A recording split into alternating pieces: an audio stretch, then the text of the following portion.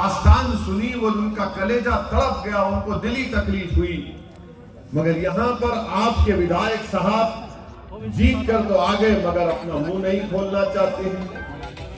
और अगर वो खोलना भी चाहते तो अशोक गहलोत उसकी इजाजत भी नहीं देते उनको। अभी हमने सुना हमारे मजलिस के उम्मीदवार उनको एक अच्छा नाम दिए। आप बताइए कि ये क्या है? ये आप पुलिस के जरिए किसी को पिटाते हैं, ये कौन सा इनको मजा आता है इन चीजों में? आप पुलिस से कहते हैं अगर वो सच है जो कह रहे हैं कि वीडियो बनाकर मुझे दिखाओ तो मैं तुमने कैसे मारा किसी नौजवान को।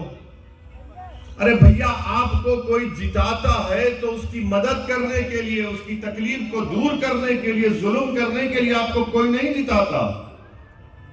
अगर आप ताकत में इतना डूब जाएंगे, गुरूर में इतना डूब जाएंगे, तो फिर आपका तो सियासी खातिमा यकीनी होगा। मैं इसलिए कह रहा हूं, मैं इसलिए कह रहा हूं कि फिरौन को भी अपनी ताकत पर बड़ा गुरूर था, नमरूद को भी था अपनी ताकत पर बड़ा गुरूर, यजीद को भी था अपनी ताकत पर बड़ा गुरूर,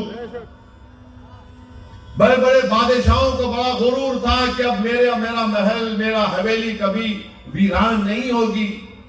मगर तारीख ने देख लिया कि उन बड़े बड़े बादशाहों के महल आज वीरान पड़े हुए हैं। इनकी हवेलियों में आज कोई इंसान नहीं जाता, कबूतर बैठते हैं वहां पर घोंसला बनाकर। तुमको कौन सा गुरूर ये? अरे भाई, 4 दिन की दुनिया है, आए हैं, इसी मट्टी में चले जाएंगे।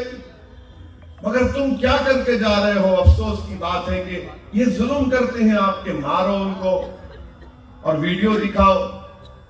अरे भाई, इख्तिदार जब फिरौन के पास नहीं रहा, नमरूद के पास नहीं रहा, अलेक्जेंडर के पास नहीं रहा, मुगलों के पास नहीं रहा, किसके पास रहेगा इख्तिदार?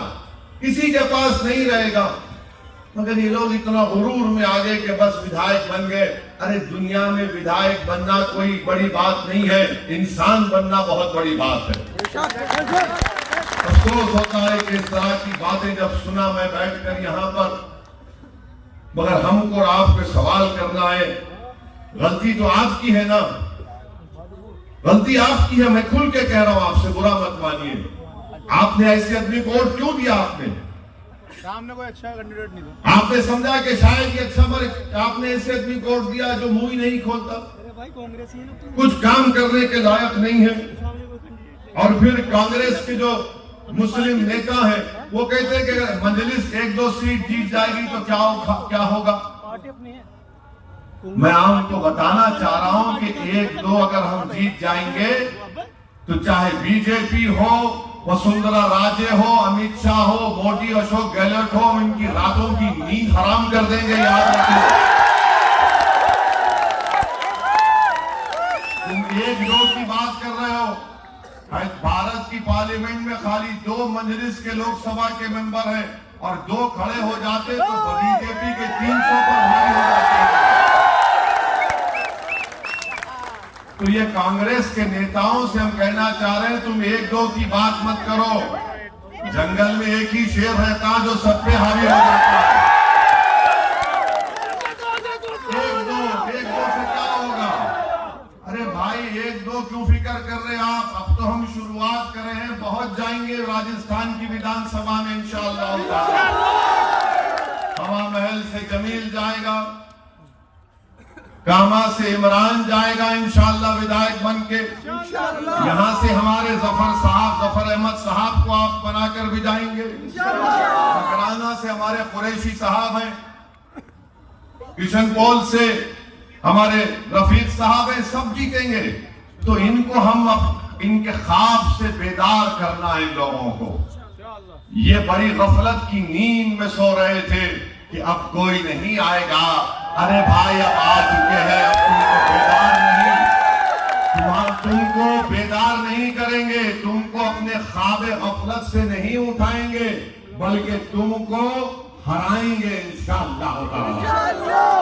तुमको भी हराएंगे, मोदी को भी हराएंगे। क्योंकि कोई फर्क नहीं है इन दोनों में, कांग्रेस और बीजेपी में कोई फर्क नहीं है। मेरी इस बात को जहन नशीन कर लीजिए आप। यकीनन बहुत से लोग जो मेरी बात को सुनेंगे वो बोलेंगे क्या कहता है आदमी, ये कैसा फर्क नहीं है कांग्रेस और बीजेपी में। मैं आपको बताता हूं सिर्फ एक ही बात मेरी सुन लीजिए। मध्य प्रदेश में चुनाव हो रहा है और मध्य प्रदेश के चुनाव में वहां के साबिका वजीर आला मुख्यमंत्री कमलनाथ ने कह दिया कि बाबरी मस्जिद को तोड़ने का काम राजीव गांधी ने शुरू किया था। आप उठाकर देख लीजिए, मैं झूठ नहीं कह रहा हूं। और ने कहा कि राजीव गांधी ने ताले खुलाए थे और उसके बाद बाबरी मस्जिद के खत्म होने का काम शुरू हो गया। अब आप बताइए कि आप जो बोलते लोग मुझे कि तुम इतना क्यों बोलते कांग्रेस के ऊपर, मैं उनको बार बार कहता हूं कि तुम पढ़ते नहीं हो। तुम अगर पढ़ना शुरू करोगे, तुम सोचना शुरू करोगे तो तुमको मालूम हो जाएगा ये कुछ फर्क नहीं है इनमें, इन दोनों में कोई फर्क नहीं है।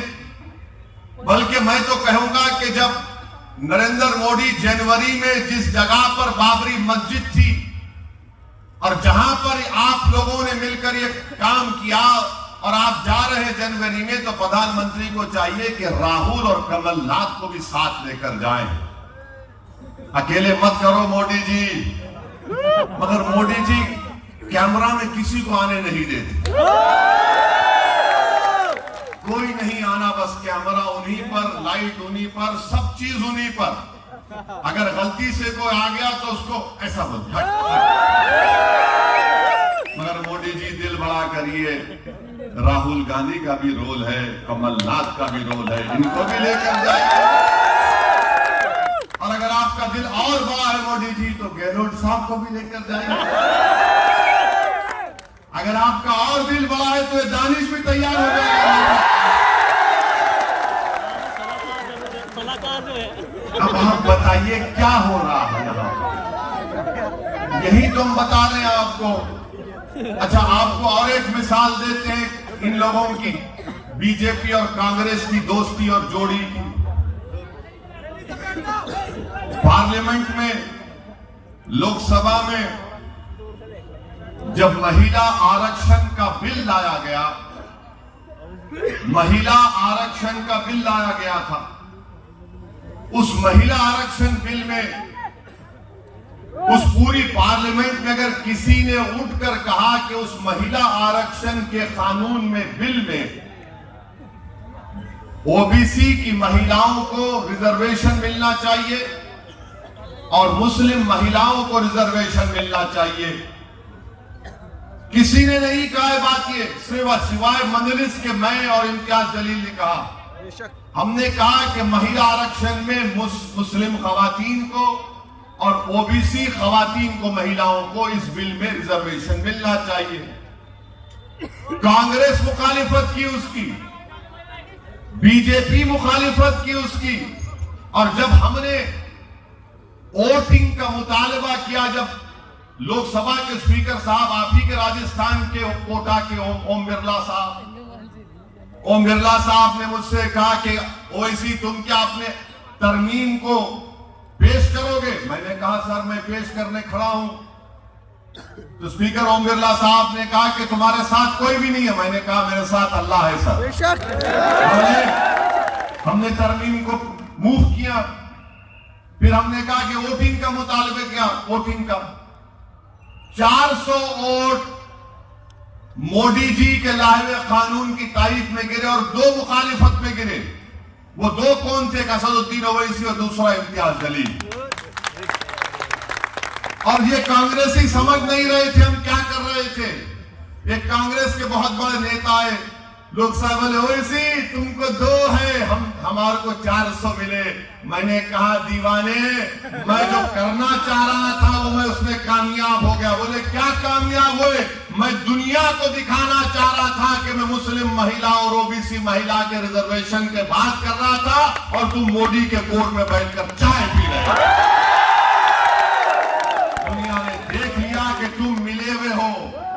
या चुनाव आता ओवैसी मिला हुआ है, ये वोट काटने आता है। अरे जब कानून बनता है, हिस्सेदारी की बात मैं कर रहा हूं और तुम क्या कर रहे हो? तुम मोदी के साथ बैठकर गले मिल रहे हो। ये इनका चेहरा है। बहुत दास्तान है इन लोगों की, बहुत कुछ बयान कर सकता हूं। मेरी जबान का और मेरे दलाल का मुकाबला ना मोदी कर सकते, ना राहुल कर सकते, कोई नहीं कर सकता। क्योंकि मैं सच्चाई को बयान करता आया हूं और सच्चाई को बयान कर रहा हूं। भारत जोड़ो बोलते हैं राहुल, भारत जोड़ो। फिर इनका एक मशहूर डायलॉग है, नफरत के बाजार में मोहब्बत की दुकान। चलो मान लिया मैं तुम्हारे, तुम नफरत के बाजार में मोहब्बत की दुकान, मगर ये तुम्हारे गहलोत की कौन सी मोहब्बत है जुनैद नसीर से? जुनैद नसीर के कत्ल के बाद 3 हफ्तों के बाद अशोक गहलोत जाकर जुनैद नसीर को किसी जगह पर उनके परिवार को बुलाकर मिलते हैं। यह आपकी मोहब्बत की दुकान है। ये सामने मोहब्बत की दुकान है, पीछे तशद्दुद का दुकान है। ये सामने मोहब्बत करते हैं और पीछे से हमला करते हैं लोग। कितने पैसे दिए गए जुनैद नसीर को? बोलो दानिश। अगर तुम चाहो तो पुलिस को बोलो मुझे मारने के लिए, मैं तक रुक जाता हूं आज ही रात में। जुनैद नसीर के परिवार को 15 लाख का वादा किया गया था। इमरान साहब अब तक 5 लाख मिले, खाली 5-5 लाख मिले। ये क्या फायदा? ये जीत के आते हैं 9-9 एमएलए। ये तो बादशाह अकबर के 9 रतन से बेकार लोग हैं। ये 5 लाख मिले जुनैद नसीर के परिवार को। जब मैं जुनैद नसीर के घर को गया, नसीर के घर गए थे हम लोग, इनकमिंग वॉइस कॉल फ्रॉम घर में गए थे, नासिर के घर में गए थे, तो मालूम हुआ कि नासिर के 6 बच्चे हैं और उसका बड़ा भाई जो दिमागी तवाज़ुन ठीक नहीं है, उसके 7 बच्चों की भी